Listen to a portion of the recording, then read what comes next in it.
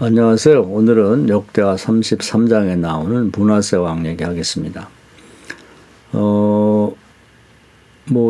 하나님 믿지 않는 이방인들은 논외로 하고요. 이제 하나님을 믿는 백성들은 이제 크게 두 종류로 나눌 수가 있는 것 같습니다. 하나는 다윗처럼 말씀에 순종하고 복받는 길을 선택해 사는 사람이 있고, 다른 하나는 이제 여로보암처럼 말씀에 불순종하고 저주받는 삶을 택하는 사람이 있습니다. 과연 이런 사람이 있을까 싶은데 이제 역사를 보면 그렇게 돼 있어요. 그것은 아마 마귀 역사 때문에 아닌가 이런 생각이 듭니다. 이제 전장에서 히스기야를 얘기했습니다만 히스기야가 죽고 아들 므낫세가 왕이 됐습니다. 므낫세도 왕이 되면서 고민을 했겠죠. 어떠한 삶을 살고 어떻게 나를 경영할까.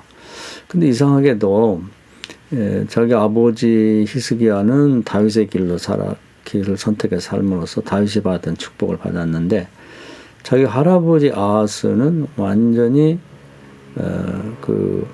여로보암의 길로 가서 저주받은 그런 사람이 됐죠. 그걸 비교했을 텐데 므낫세는 이상하게도 자기 아버지 히스기야의 길, 즉 다윗의 길을 선택하지 않고 저주받은 자기 할아버지 아하스의 길, 즉 여로보암의 길을 선택하게 됩니다. 하나님 나라는 거의 진리의 길이기 때문에 예외나 특혜가 없죠.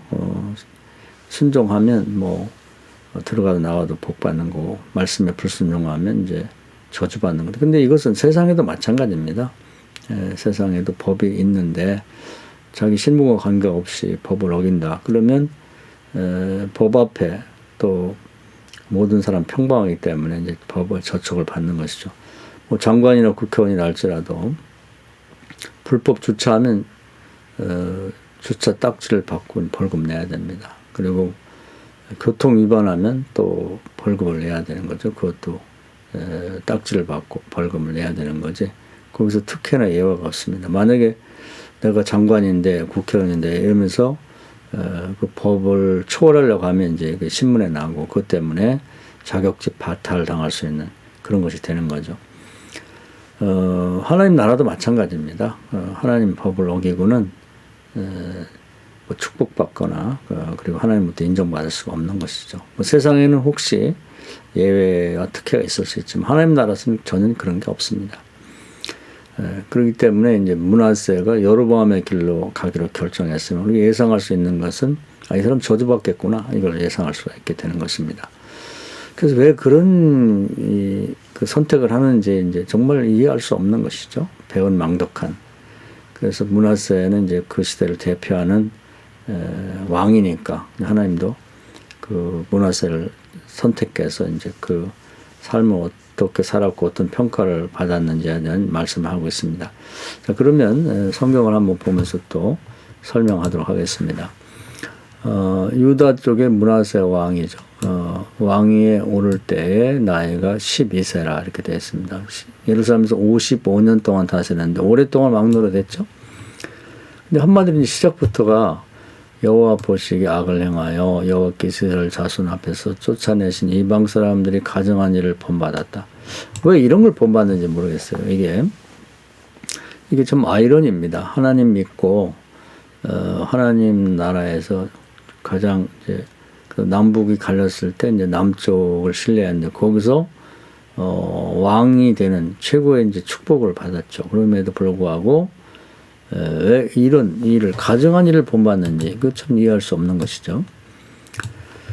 그래서 여기 보면 그의 아버지 히스기야가 헐어버린 산당을 다시 세우며 바알들을 위하여 제단을 쌓으며 아세라 목상을 만들며 하늘의 모든 일월 성신을 경배하며 섬김, 이렇게 되어 있습니다. 그러니까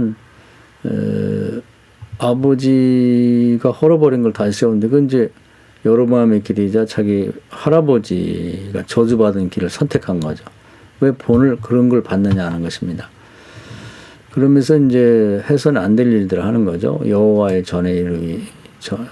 전에 이르시기를 내가 내 이름을 예루살렘에 영원히 두리라 하신 여호와의 전의 제단들을 쌓고, 우상의 제단을 사실은 성전 밖에 멀리 쌓아도 큰 문제가 되죠. 그런데 하나님 그렇게 싫어하고 10계명, 1계명, 2계명에 나 외에 다른 신을 섬기지 말고 우상을 만들거나 절하지 마라 그랬는데 아주 보란 듯이 여호와의 성전 안에다가 우상의 제단을 쌓고 거기서 제사를 드린단 말이죠.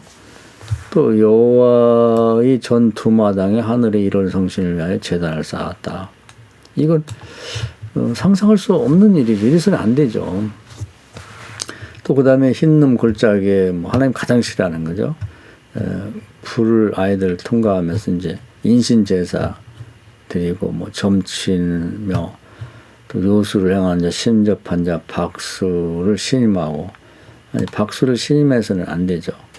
여호와의 보시기에 악을 많이 행하여 여호와의 진노하셨으며 하여튼 할 수 있는 가장 못된 짓은 다 했습니다. 그래서 자기가 만든 아르색인 목상을 하나님 전에 세웠더라. 그래서 이런 일을 했기 때문에 하여튼 하나님으로부터 저주받을 수밖에 없는 그런 행동을 하는 거죠. 대표적으로 여로보암의 길, 자기 할아버지 아하스의 길로 갔기 때문에 또 백성들마저도 거기에 이제 현혹당, 유혹당해서 따라가죠. 유다와 예루살렘 주민이 므낫세의 깨움을 받고 악을 행한 것이 여호와께서 이스라엘 자손 앞에서 멸하신 모든 나라보다 더욱 심했다. 아주 최악이라고 봐야 되겠죠. 그래서 이제 그 남북을 통틀어서 가장 악한 그 죄인들, 불순종의 길을 택하고 저주받은 사람들은 이제 여로보암, 아합, 므낫세 3명을 꼽는데 그 3명 중에 하나가 바로 이제 므낫세입니다. 그러니까 이제 그 하나님이 당연히 여로보암에 내렸고 아하스에 내렸던 저주를 이제 므낫세에 내릴 수밖에 없는 거죠. 대신에 이제 늘 공식처럼 이제 우리가 찾아 읽어야 되고 이제 발견하게 되는 것이 여호와께서 므낫세와 그 백성에게 이르셨으나 그들이 듣지 아니하므로 이르렀다는 얘기 이제 그렇게 하지 말라고 이제 회개할 수 있는 기회를 주신 거죠. 아모스 3장에 보면 여호와께서 반드시 이제 선지자를 통해서 미리 말씀하지 않고 일하시지 않는다 그렇게 하셨는데 항상 하나님 그렇게 해오셨죠. 노아 홍수 때에도 120년 전부터 회개하고 방주 만들어라 산다 이런 얘기는 했는데 안 들었죠. 또 소돔과 고모라에도 바로 전날에도 회개하고 빨리 소활성까지 피하라 그럼 살 수 있다 하지만 안 들었죠. 지금도 이제 사람이 태어나서 많이 살면 120년까지 사는데 수도 없이 이제 예수 믿어야 구원받는다. 회개하고 예수 믿어라. 이런 얘기를 하지만 사람이 안 듣죠. 시험 당할 쯤에 피할 길을 여신다고 이렇게 문장으로 완성해 놓으셨는데 여기도 길을 열어 주시려고 이제 회개의 길을 줬지만 듣지 않았죠. 그러니까 이제 결국은 저주가 올 수밖에 없는 거죠. 여호와께서 아수르의 군대 지휘관들이 와서 치게 하심으로 그들이 므낫세를 사로잡고 쇠사슬을 결박하여 바벨론을 끌어간지라. 이제 거의 사람 취급을 못 받는 거죠. 왕이었는데 개, 돼지나 아니면 맹수인 사자나 호랑이를 끌고 가듯이 쇠사슬을 결박해서 바벨론을 끌고 갔죠.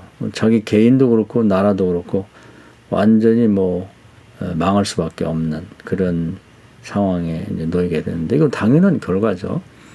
여기서 요행이 있다 그러면 안 됩니다. 특혜가 있으면 안 되는 거예요. 시간이 하나님께서 보실 때 올해냐 내년이냐 이걸 그것은 하나님이 결정할 문제인데 그렇게 지체가 되는 이유도 보면 회개할 기회를 주시려고 하는 겁니다.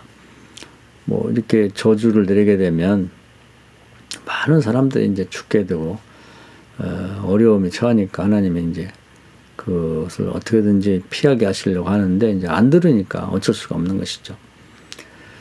그래서 결국 이런 저주를 받았는데 이제 오늘 이 므낫세를 통해서 이제 꼭 들어야 될 말씀이 하나 있습니다. 그건 뭐냐면 12절부터 나오는 말씀이에요. 그가 환난을 당하여 그의 하나님 여호와께 간구하고 그의 조상들이 하나님께 크게 겸손하여 기도하였으므로 하나님이 그의 기도를 받으시며 그의 간구를 들으시사 그가 예루살렘에 돌아와서 다시 왕에 앉게 하심으로 므낫세가 그제서야 여호와께서 하나님이신 줄 알았다. 이 대목입니다.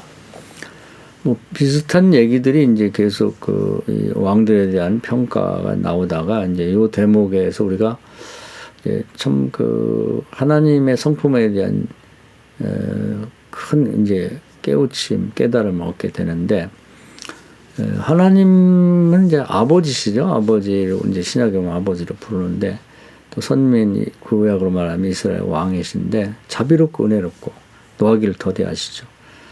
그래서 많이 참으시고, 이제 뭐 출애굽기 34장에 보면 하나님이 자기 성품을 스스로 소개하신 대목이 바로 그것입니다. 금송아지 우상 문제가 발생했을 때 그에 대한 이제 벌을 내리시고, 그 다음에 이제 하나님이 이제 나는 이런 존재다고 스스로를 말씀하시고 소개하셨는데, 거기에 나오는 얘기죠. 그 자비롭고 은혜롭다고 하는 내용이 이제 어떤 것인가를 여기 명시하고 있습니다. 그건 뭐냐면, 아무리 범죄를 크게 했더라도 여기 보면 므낫세처럼 못된 짓을 하기 상당히 힘들죠. 아주 정말 최악인데도 자기가 환난 당한 다음에 내가 잘못했구나 회개하고 겸손하고 기도하니까 하나님 그걸 받아주신다는 겁니다. 놀라운 일이죠. 우리가 이것 때문에 이제 이 하나님의 성품 때문에 희망을 가질 수가 있는 거죠. 사람치고 뭐 범죄 안 한 사람이 없죠. 다 범죄를 하는데, 범죄를 했어도 회개하면 하나님이 들어준다는 것입니다. 아합의 예를 들어보면 아합처럼 못되고 치졸한 사람이 없죠. 특히 나봇의 포도원을 빼앗은 거 보면 비열하죠. 뭐 더 이상 나쁜 사람 찾아보기 없을 만큼 최악의 인간입니다. 그런데도 이제 하나님이 선지자를 통해서 똑같은 벌을 받는다고 했을 때 갑자기 의기소침해서 이제 겸손해갖고 하나님 앞에 잘못을 뉘우치고 회개하죠. 그랬을 때 범죄를 봐서는 다 죽여야 마땅하고, 또 뭐 하나님 나라에서도 뭐 하나님 나라 백성들이나 또 지상에 있는 사람들도 저거 당장 죽여야 된다. 저거 지금 겸손한 저거하고 뭐 회개했다고 해서 그 죄를 뉘우쳤다고 해서 바지 만든다. 하나님이 나서서 변명해 주십니다. 그래서 성경에 보면 아합이 겸손하지 않느냐.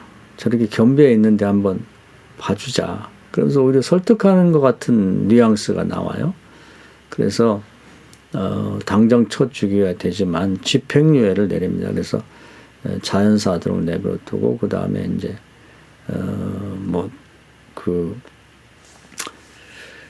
집행유예를 당장 내림으로써 지금 당장 죽여야 되는데 조금 더 살 수 있도록 그렇게 하나님이 이제 은혜를 베푸시는 걸 볼 수가 있죠.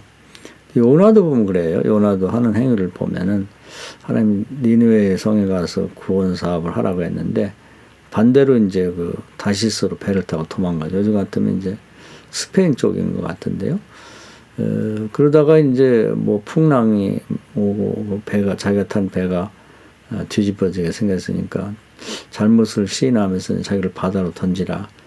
그렇게 했을 때 하나님이 물고기가 뭐 큰 수울이라는 물고기가 삼키고, 그리고 이제 그 뱃속에서 회개할 때 다시 니느웨로 가서 일할 수 있도록 한번 살려주시죠.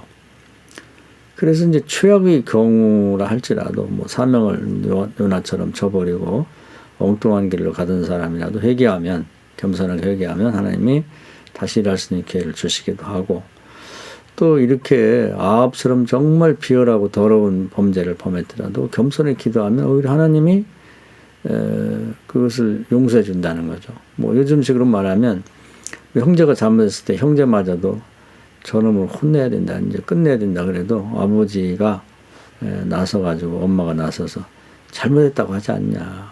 잘못 안 했다고 그러면 벌을 내리고 내가 나서서 관과에 고발해 나겠지만 내 자식이 잘못했다는데 용서해야지 안 되겠냐 이러면서 오히려 다른 자식들을 설득해서 범죄했지만 회개한 자식을 편들어주는 그것이 아버지 심정인 것 같아요. 그래서 우리가 아버지 하나님이라고 말하고 하나님을 은혜롭고 자비롭고 노하기를 더디한다고 표현하는 것 같습니다. 하나님 자신이 그렇게 소개하셨고요. 여기도 보면 므낫세의 죄에 대해서 지금 쭉 기록을 했는데 뭐 최악이죠. 뭐 더 이상 뭐 다른 범죄를 추구할 수 없을 만큼 최악입니다. 아예 신명기 18장을 말하면 율법에 대놓고 불순종하고 저주를 자초하는 그런 길을 신명기 30장에서 요구하는 걸 보면 이제 택하고 가게 된 거죠. 이 정도 되면 용서받기 어려운데 그래도 이제 므낫세가 잘못했다고 이제 뉘우치고 겸손하니까 하나님이 그걸 받아주세요. 그리고 바벨론에 다시 데려와서 왕이 앉혀주시죠. 이게 하나님의 은혜입니다. 그래서 우리 같은 죄인들이 희망을 가질 수가 있는 것이죠. 언제 어느 때라도 하나님은 겸손한 걸 받아주신다. C.S. 루이스는 이제 교만은 이제 그 지옥에 있는 사단으로부터 올라오는 사단의 냄새이자 사단의 성품이다 말했고, 어거스틴은 이제 인간이 가져야 될 성품을 세 가지 중요한 걸 말씀했는데, 첫 번째도 겸손이고 두 번째도 겸손이고 세 번째도 겸손이라고 했는데, 이제 여기 이 대목을 읽어보면 왜 그런 겸손을 강조했는지가 이해가 되는 것입니다. 하나 더 말씀드리면 예수님이 십자가에 매달릴 때 두 명의 강도가 양쪽에 있어서 하나는 교만해갖고 죽는 순간까지도 뭐 예수를 비난하고 뭐 조롱하고 그랬죠. 지금도 보면 죽는 순간까지 예수를 영접 안 하는 사람이 있어요. 그냥 교인들은 예수 믿는 사람 어떻게든지 죽는 순간이라도 예수 영접하게 하고 뭐 너무 급하긴 하지만 그래도 혹시 모르니까 해서 이제 병상에서 이제 임종 직전에 뭐 세례라도 베풀고 성만찬이라도 하고 싶은데 뭐 도리도리 하면서 오히려 예수 믿는 사람과 예수를 비난하는 사람이 있죠. 그런데 다른 한 강도는 그 죽음을 임박한 순간, 죽어가는 순간에도 겸손하게 자기 죄를 뉘우치고 구원해달라고 이제 요구를 합니다. 근데 그런 기도를 하나님이 외면하지 않죠. 여기 보면 므낫세 같은 더러운 죄인이라도 겸손하게 회개했을 때 그걸 받아주시 용서하신 것처럼 예수님 역시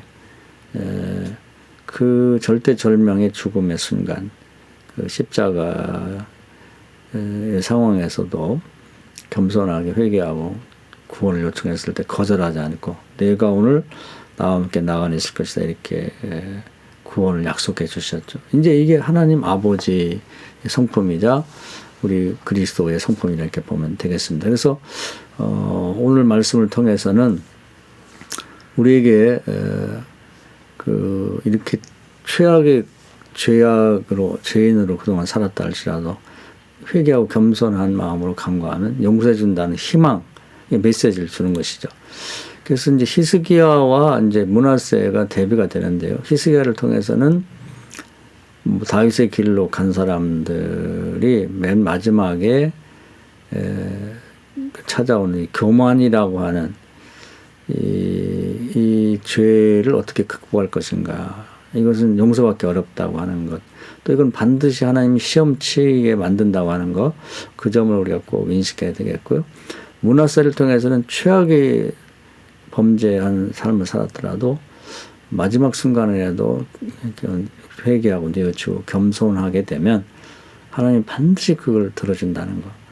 그래서 어떤 면에서는 이제 히스기야 이야기도 우리에게 은혜가 많이 됩니다만은 사실은 대부분 죄인으로 살았던 우리에게는 므낫세를 통해 주시는 메시지가 또 큰 위로가 됩니다. 이 말씀 은혜가 되셔서 혹시 그동안 범죄한 것 때문에 고통나고 과연 나도 구원받을 수 있는가 하는 회의를 가진 사람이 있다 그러면 므낫세를 통해 주시는 이 말씀을 통해 위로받고 또 회개하고 다시 하나님의 사랑 받으시기 바랍니다. 감사합니다.